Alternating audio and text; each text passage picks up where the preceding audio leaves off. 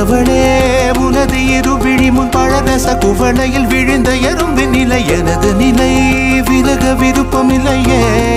பூவே அதிசயனே பிறந்து பல வருடம் அறிந்தவை மறந்தது எனது நினைவில் இன்று உனது முகம் தவிர எதுவும் இல்லையே அன்பே வேறாரும் வாழாத பெருவாழ்விது நினைத்தாலே மனமெங்கும் மழை தூவுது மழலையின் வாசம் போதுமே தலையினில் வானம் போதுமே ஒரு கணமே